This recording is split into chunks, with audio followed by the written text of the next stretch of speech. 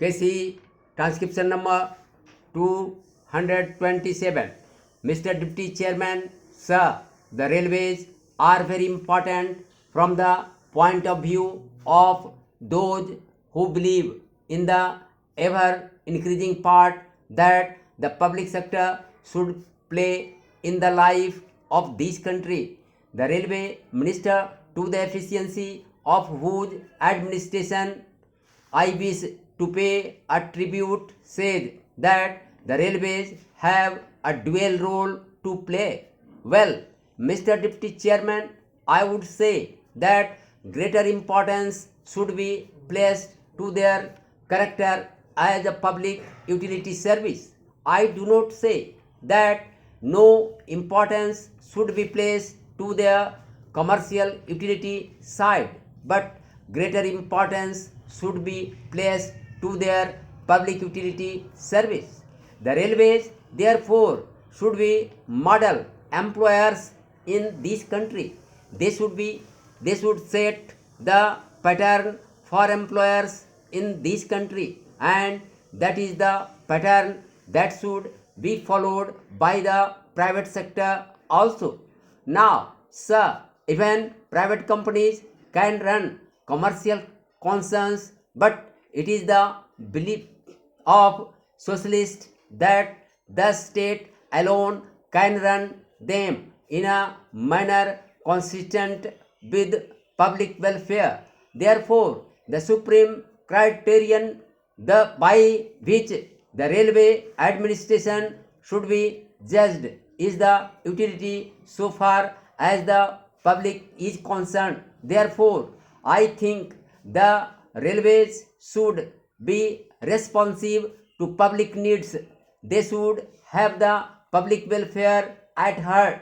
I am glad to find that non-official agencies are being associated with the railways in a number of ways. There are a number of committees that have been enumerated by the respected railway minister. They provide the railway administration with non-official help and cooperation. I say, sir, that if nationalized industries are to make an appeal to the country, their public utility work must become increasingly clear to the public. Whether from the public point of view, the railways contribute more or less to the general revenues should be a matter of less concern than their efficient running. Now, sir, I listened with interest to the speech of my friend in which he catalogued the grievances of railwaymen and suggested various methods in which the administration can be more responsive to the needs of railwaymen. I fully agree and support those recommendations. Then, sir, it is a matter of great concern that house rents in some places are very high and the railway employees are given house rents at low rates. Also, I think there is need for an increase in the railway checking staff. If the railway checking staff is increased, ticketless travel will go down, provided that you make it worthwhile for the railway staff to carry out their duties. I say that some reward should be given to those members of the checking staff who successfully launch prosecutions against ticketless travelers. I think, sir, if they have a prospect held out to them that in case they are able to catch ticketless travelers, they will be given some reward, they will be more active. Then, sir, there is no room for self complacency so far as our second class traveling facilities are concerned.